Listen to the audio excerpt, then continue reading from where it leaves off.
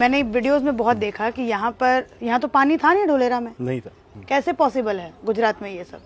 ये भारत का पहला स्ट्रॉन्ग वाटर मैनेजमेंट सिस्टम है जो सिंगापुर मॉडल का है। जैसे यहाँ पे पानी नहीं है इस क्षेत्र में, इस क्षेत्र को गुजरात के अंदर बोला जाता है खारपाट का एरिया। अच्छा, वो क्या होता है? खारपाट मतलब यहाँ से पास में गल्फ ऑफ खम्बाट की खाड़ी है।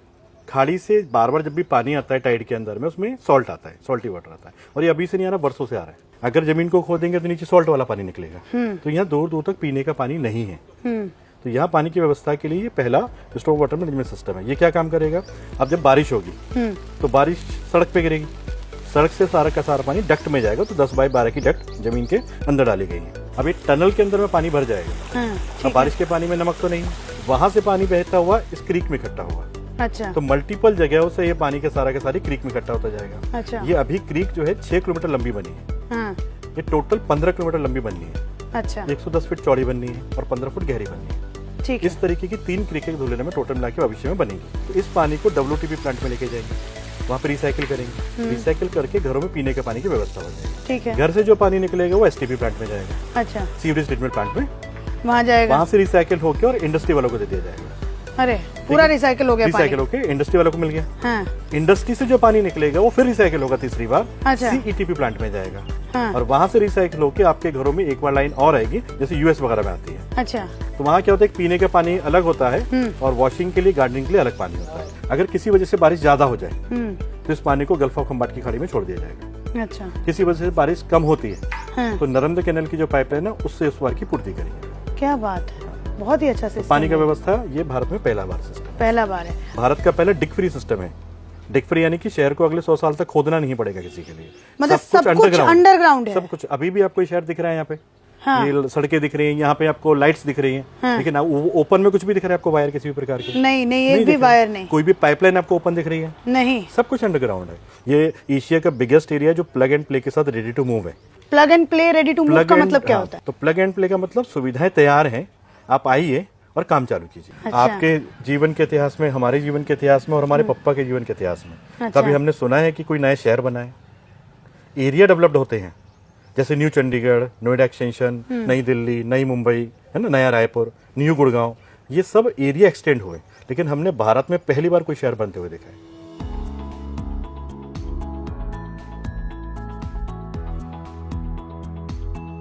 ये ढोलेरा केवल मात्र गुजरात को इंडस्ट्रियल कैपिटल नहीं, भारत को इंडस्ट्रियल कैपिटल बनाने की क्षमता रखता है।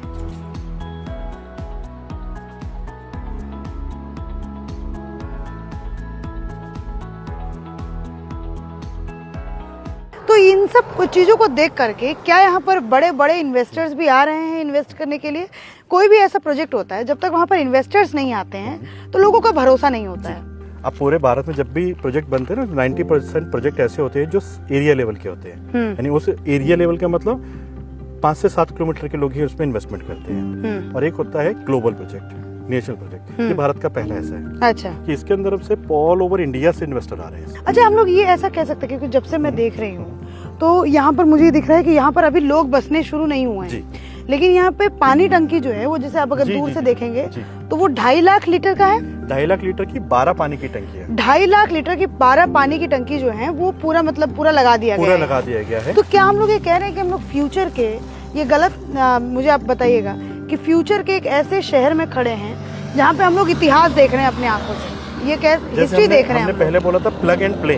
हाँ। यानी कि यहाँ पे लोगों के आने से पहले सुविधा तैयार की जा रही है और सब पे बैंक, मतलब यहाँ पे बच्चों के पढ़ने के लिए स्कूल भी है, हॉस्पिटल भी है, कंस्ट्रक्शन भी हो रहा है लोगों के रहने के लिए, फैक्ट्रीज भी हैं।